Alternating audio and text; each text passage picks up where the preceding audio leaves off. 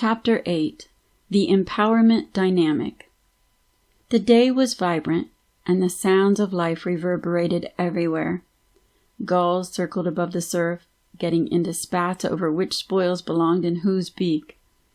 Families and couples took their places all along the beach, while a few people walked solo and were like me, absorbed in their thoughts. I couldn't stop thinking about this new life orientation, how I was acquiring the tools to create a more fulfilling life. I wondered what all of it might mean in the future. Whatever change lay ahead, I felt ready. At that moment, I felt someone nearby and looked over my shoulder.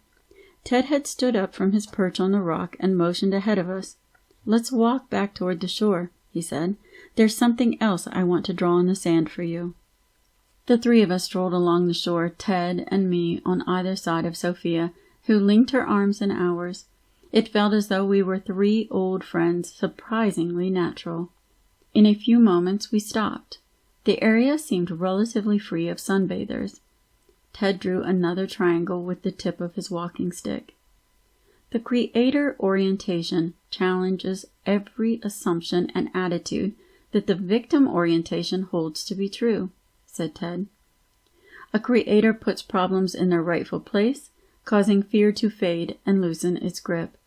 In its place, passion, desire, even love become your primary motivation.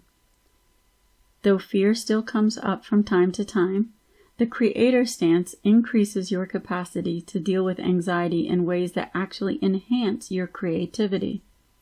Rather than constantly reacting to your circumstances, the victim's way, you begin creating your experience, which means, of course, that you create a new set of relationships as well. These new relationships are the powerful antidote to the victim, persecutor, and rescuer roles of the dreaded drama triangle. By assuming the creator orientation, you enter a whole new set of dynamics that support rather than sabotage your happiness. It's called the Empowerment Dynamic. My nickname, Ted, comes from the Empowerment Dynamic. "So Ted's not your real name?" I asked. "It's my real name now," Ted chuckled. "I don't mind sharing initials with the Empowerment Dynamic." Sophia touched Ted's arm.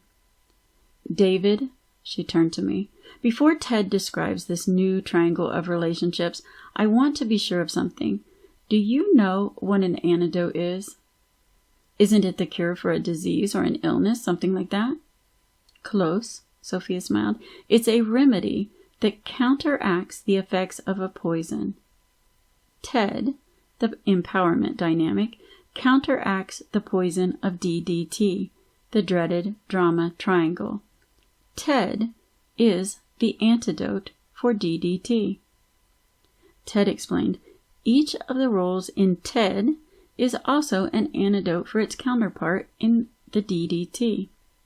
Creator is the antidote for the victim role. The antidote for the persecutor role is challenger. I'll say more about that in a minute. And in the empowerment dynamic, support comes not from a rescuer, but from a coach.